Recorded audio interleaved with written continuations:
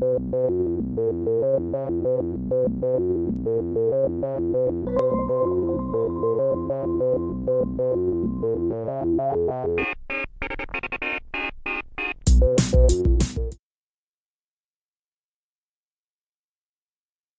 and welcome back to the History Hut. I'm Jim. This is Dr. K. And as we continue our discussion about Canadian history, we'll be talking about the signing of the number of treaties out west.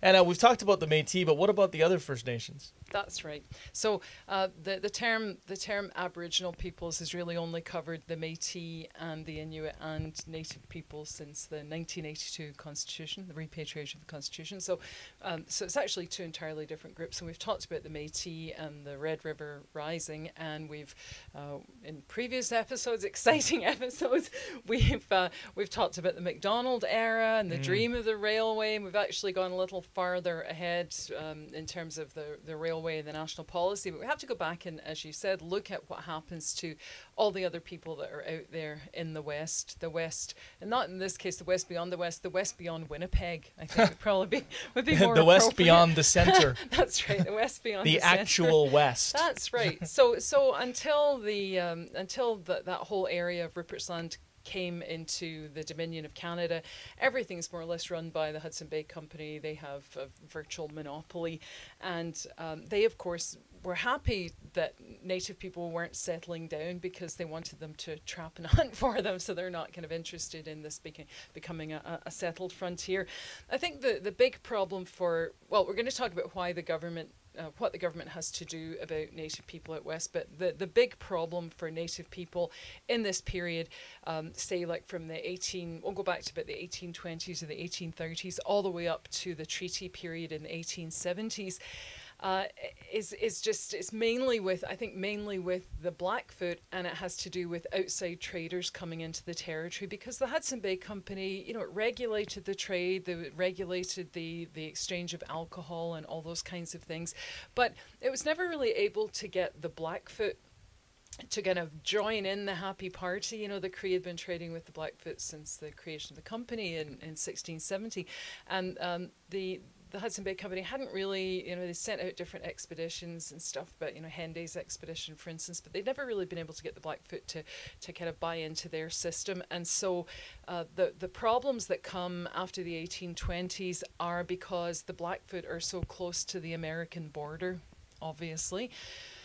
And there's the American Fur Company operates there. There's also what we call the independent mountain men. So there's lots of traders that are just coming up into Blackfoot territory and causing all sorts of unrestricted chaos there, and things start to become destabilized. So you have, for instance, most of the territory was called Whip Up Country for the whip up juice produced and sent in there, and so it really covers kind of Montana, Saskatchewan, Alberta, all the way from Great Falls to the Canadian border, and then actually from Fort Benton, Montana, all the way up to Fort Macleod. So it's thousands of square miles of territory. So what we're going to talk about now is just mostly about what happens to the Blackfoot, but we'll talk about everybody else after that. So you have Fort Macleod, 240 miles northwest of Fort Benton. Of course, in the period that we're talking about, it's not there at all, because they have to wait till they actually create the Northwest Mounted Police and send them out there, and then they start. Right. Fort Macleod, James Macleod. But just to kind of give you a geographic marker, you've got Fort Macleod, which, as we all know, is in southern Alberta, and then this 240-mile trail down to Fort Benton in Montana. And so that's the northern and the southern tip of the Whip Up Trail. And of course, Fort Macleod is where the Northwest Mounted Police will make their headquarters in the 1870s after they come out, so 1874. So you've got these two fur companies. You've got the Hudson Bay Company that's not really making any great inroads with the Blackfoot, and then you have the American Fur Company, and the American Fur Company is not particularly successful in the period that we're looking at. It does actually try and set up in, say, Blackfoot territory, but when the Blackfoot wanted to trade, they wanted to trade with the Hudson Bay Company, they would actually come out like up to Rocky Mountain and up to Fort Edmonton, and the kind of trade that was taking place in their territory wasn't the standard kind of thing. So normally the Blackfoot would expect that they could maybe sell you a horse, or they'd be you'd need to provision from them, but these guys that were coming up from the States just came up with like everything already, so there's less profit to be made trading with them. So you've got the Hudson Bay Company never really having a strong grip on the Blackfoot. You've got the American Fur Company not doing particularly well. And you have fur traders rushing in from Montana into the Old Man River area, which is where the Blackfoot were. There's actually a rumor of a gold strike, and that's the first thing that brings people in. And then after that, it's buffalo hunters. There's a big market for buffalo coats. You've probably seen them. They're just absolutely massive. Mm-hmm. Those old pictures of the Mounties. They'd be good at an outdoor hockey game. Yeah, just be like, really just toasty inside one. So you've got these fur traders coming in, and you have the people looking to partake in the buffalo robe trade, and you also have the wolvers. Yes, the people hunting wolfsies coming into the territory too. And of course, American industrialists had actually found out that, as Native people had been saying for centuries, that they could use every part of the buffalo. American industrialists found out that they too could use every part of the buffalo to make machine belts in their factories. So they're really keen on buffalo parts as well. And one example is in 1869, if we go that far up, there's 2 American traders that move across the boundary into Blackfoot territory, and they make something like $50,000 in a 6-month period. So there's big bucks to be made coming into that territory. And so you have all these independent traders loaded down with whiskey, and I say whiskey, but it's not really, it's just rot gut. And I said that to one of my students once, and they were like, what kind of alcohol is that? Because they didn't understand it. Do you know what it is? No. Rot gut. Rots your gut. It's just got like every horrible thing in the world in it. It's just nasty. I thought that was a common term. Maybe that's just from coming from Glasgow. Yeah, I think it is. Yes, for every second drink could in fact be rot gut. So you have whiskey, not real whiskey, being flooded into Blackfoot country, and they, of course, had recognized that this was a particular weakness that they could work on. And so it becomes a really chaotic, dangerous place to be at one of these trade sessions, because they'd come in, they would hand out this alcohol, they would sell more of it, people would just go off their heads. You'd waken up 3 days later, all your trade goods were gone, there were people maybe dead.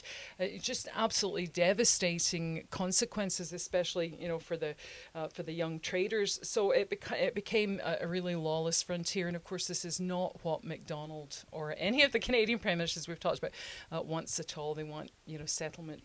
They want the frontier to be orderly. The Blackfoot were also weakened by a smallpox epidemic, 1865, 1870, and the estimates are that about a third of their population died. Now, the overall estimate for the prairies, and of course you'd say, well, it's hard to estimate when they didn't even know what numbers they were looking at, but they usually say that up to maybe about 50% of the native population was affected by this disease frontier in that period, the 1860s to the 1870s. So you've got all sorts of terrible stories coming out of the area. People are starving. There's lots of disease. People have had diseases and haven't recovered very well, and of course there's these traders coming in, and they're not interested in establishing long-term relationships. They just want to get in and sell and get a profit and get back out, and so that the nature of the trade starts to alter, especially for the Blackfoot. And the Blackfoot as well follow the buffalo, so they're quite often annually down across the American border following the buffalo, and they actually sign on to some other native tribes treaties while they're across the border, and they've seen those treaties not work out particularly well. So the nature of the trade changes. So you've got buffalo hides are the kind of main commodity, and then wolf pelts. And, in return, the traders would bring in the staples like tobacco and salt and tea and flour and blankets, but some of them only brought liquor to trade, and just liquor alone. And as I said before, it's not real whiskey. It's this combination of absolute rubbish. It's just terrible. And so it gets this affectionate name, Blackfoot milk. Blackfoot milk. So it's usually, there's differences in what's in it, but the kind of standard one is you'd have a quart of whiskey, a pound of chewing tobacco, red pepper, a quart of molasses, some Jamaican ginger. You dilute it with water, then you'd heat it, and sometimes you put gunpowder in as well.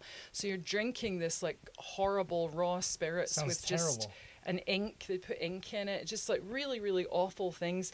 And as I said, it caused this incredible instability, and the chiefs were really worried about what was happening. And the traders actually had to start building fortified little places to protect themselves.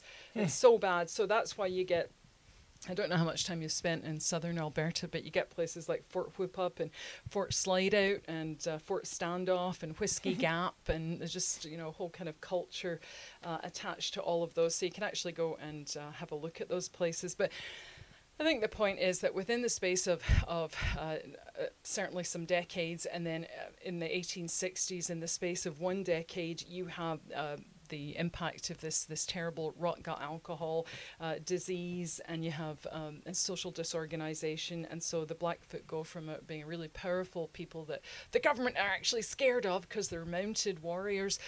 So you go from that to being a people that are poverty stricken, that face starvation at times, and that have just all, you know, facing all sorts of problems of social control.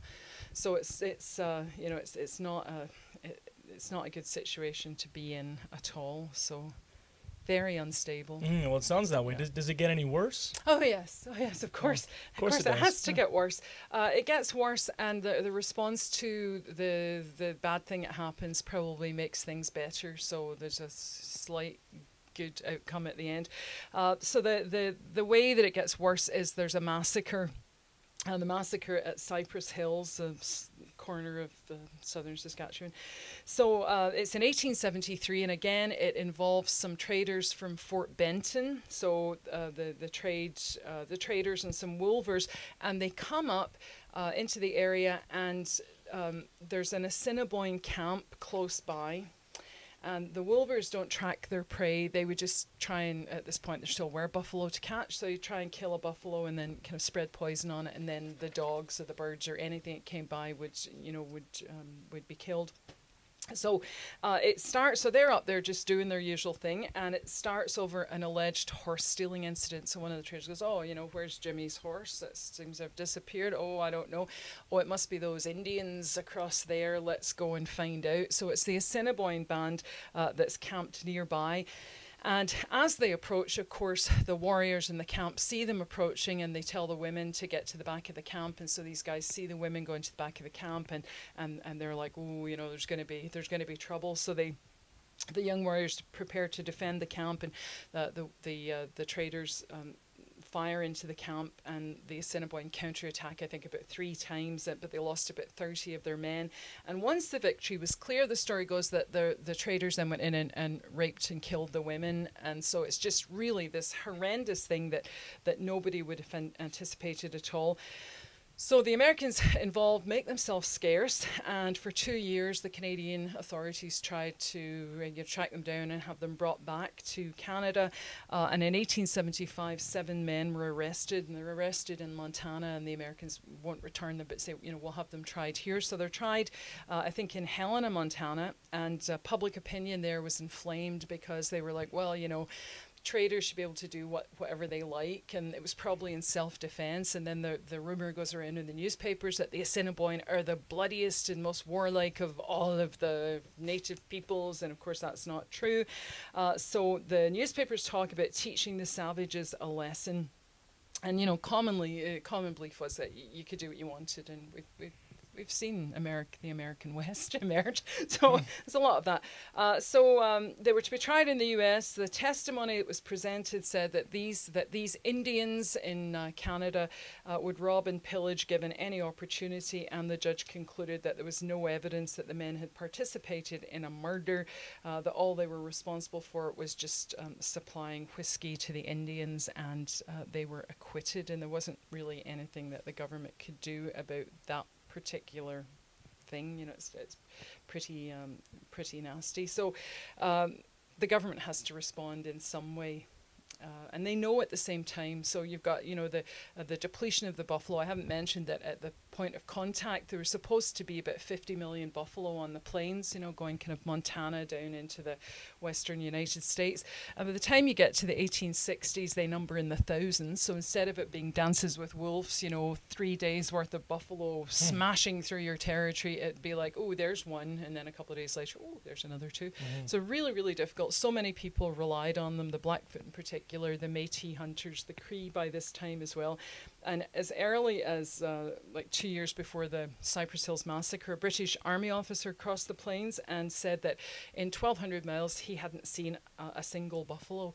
And so there's this incredible unease about the future. And you know, the native people are worried about the violence south of the 49th parallel. There's a massacre of some Piegan close to the Canadian border in 1870. There's, of course, 1870, the stories about the violence at Red River. So people are in a really, really edgy sort of state. But the government has to do something. Yeah. That's what they're there for, right? Well, I would hope so, yeah. In theory? I would hope so, that they're there to do something. So... do you want to ask me what they want to do, or should I just? Why don't we save that for another part? Oh, okay. Another part of this episode. Sure. Oh, no, already it's so already. Time flies when you're speaking about history. Yeah. I guess. Okay.